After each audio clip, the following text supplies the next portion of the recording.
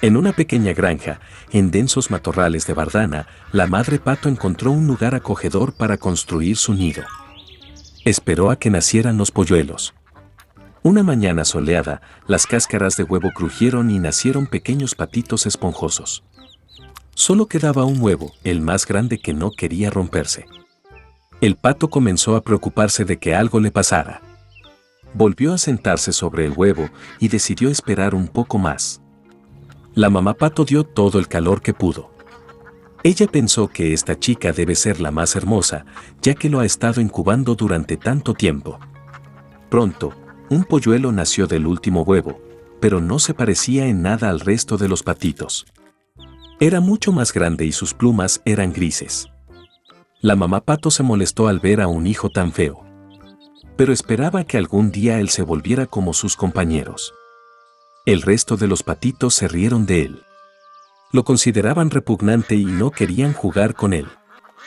A la mañana siguiente, la madre pato fue con sus hijos al lago. Para su sorpresa, el patito feo nadaba tan bien como los demás.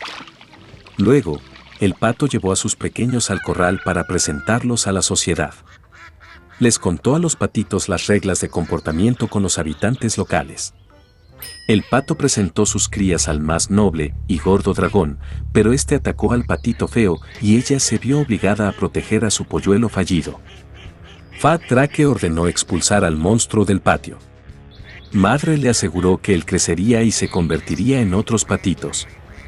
Incapaz de soportar el acoso y la humillación, el patito feo abandonó el corral.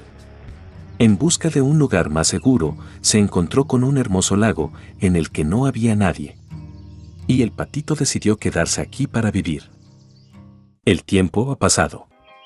A pesar de su soledad, el patito feo estaba feliz de que nadie lo ofendiera. Y luego, un día, un hermoso pájaro blanco con un cuello largo voló hacia su lago. El patito feo no sabía qué tipo de pájaro era, pero lo miró con admiración. La amaba con todo su corazón. ¿Cómo le gustaría a un patito ser como este hermoso pájaro blanco? Llegó el invierno y empezó a nevar. El patito feo vio nieve blanca por primera vez. Estaba encantado con esta vista. Pero debido a que el invierno fue muy nevado, fue muy difícil para el patito encontrar comida. Tuvo que caminar por el barrio en busca de comida. Tenía frío y estaba cansado. Entonces el patito feo llegó a la casa del granjero. Cuando el campesino vio a un polluelo flaco e infeliz, sintió lástima por él. El granjero decidió que se quedaría con el patito hasta que engordara y madurara. Primavera ha llegado. El dueño cuidó muy bien al pollito y creció mucho. El patito ya necesitaba mucho espacio y el granjero decidió dejarlo en el lago. De pie en la orilla del lago, el patito feo miró su reflejo en el agua. Y no podía creer lo que veía, no podía reconocerse a sí mismo y pensó que había alguien más detrás de él. Y entonces el patito se dio cuenta de que el maravilloso pájaro del reflejo es el mismo. Para celebrar, se batió y nadó por todo el lago, de borde a borde. Y de repente vio el mismo pájaro blanco hermoso con un cuello largo que había visto una vez antes. El patito feo decidió nadar más cerca de ella. Pero la hermosa ave no estaba asustada, sino por el contrario, sonrió y guiñó un ojo y juntos cruzaron el lago nadando. El patito feo no podía creer su felicidad. Al pasar, un gordo dragón en la orilla del lago dijo que nunca había visto un cisne joven tan hermoso en su vida. ¿Cuál fue su sorpresa cuando descubrió que el patito feo que una vez condujo desde el corral de aves de corral era un hermoso cisne? Resulta que el patito feo era un cisne desde el principio. Un huevo cayó accidentalmente en el nido de un pato. Y cuando el hermoso y joven cisne regresó a casa, todos en el corral se avergonzaron mucho de haberlo ofendido una vez por su apariencia. No habiendo permanecido en casa durante una semana, Lemio el Gálever emprendió otro viaje en el barco, God Hope. Pero después de unos días el barco fue alcanzado por los piratas. Secuestraron el barco y ataron a toda la tripulación.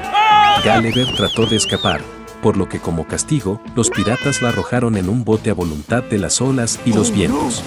Durante mucho tiempo, Gálever rodeó el océano abierto hasta que notó tierra en el horizonte. nadó hasta la orilla y comenzó a estudiar la tierra. De repente, una enorme sombra cubrió el sol. Al levantar la cabeza, el asombrado Gulliver vio una gran isla elevándose en el cielo.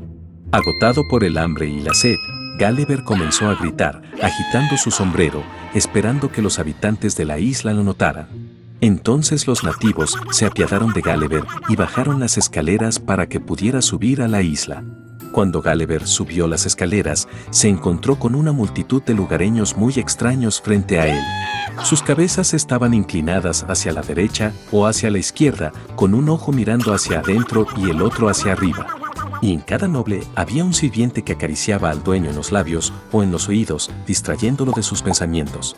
Gulliver recibió una cálida bienvenida. Fue alimentado en el palacio e incluso hizo un recorrido por la isla. Entonces, Gulliver se dio cuenta de que la tierra se eleva en el cielo debido a un enorme imán y en la base hay un diamante gigante. Pero la vida en el reino volador era aburrida, por lo que Gulliver pronto regresó a la tierra. Ante sus ojos había un país devastado donde los residentes locales, vestidos con harapos, pasaban hambre. Al final resultó que estas personas hicieron todo en sus vidas al revés. Construyeron una casa partiendo del tejado. Intentaron sacar los rayos del sol de los pepinos. Y los artistas mezclaban ciegamente pintura para pintar. Los científicos locales no entendieron por qué se necesitan palabras en un idioma. Después de todo, a todos los que comenzaron a discutir, simplemente les cortaron los cerebros y los intercambiaron. La sorpresa de Gulliver no conoció límites y se apresuró a abandonar la isla. Al ir a las tierras vecinas, Gulliver se encontró en el reino de la oscuridad y la tristeza. Temblando de miedo, continuó su viaje. De repente, un fantasma apareció en la oscuridad.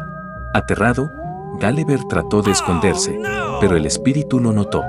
Hizo una seña al viajero con un gesto, y Gulliver no tuvo más remedio que seguir al fantasma. Muy pronto llegaron a un gran castillo, y Gulliver fue invitado a una recepción con el rey.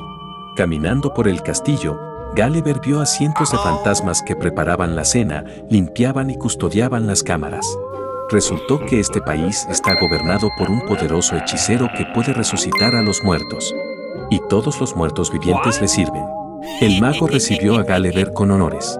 Y para entretener a un invitado tan raro, comenzó a revivir a cualquiera a quien Gulliver le pidiera. Fueron grandes guerreros, sabios e incluso gente primitiva. Pero cansado de vagar, Gulliver agradeció al mago y pronto abandonó el reino de las tinieblas. Fue al puerto más cercano, donde esperaba abordar un barco con destino a Inglaterra.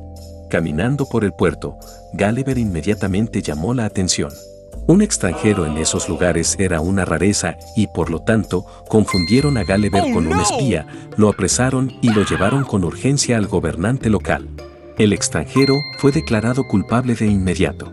Y como castigo, Gulliver tuvo que arrastrarse por la sala del trono sobre su estómago, lamiendo el piso en su camino. Esta era la costumbre. Al final, Gulliver se inclinó ante el monarca 7 veces y se golpeó la cabeza contra el suelo. Entonces el gobernador miró pensativo a Gulliver y luego lo perdonó. Milagrosamente liberado, Gulliver salió corriendo del castillo y se dirigió al puerto más cercano, donde abordó un barco inglés. Debo decir que Gulliver nunca regresó a estos lares.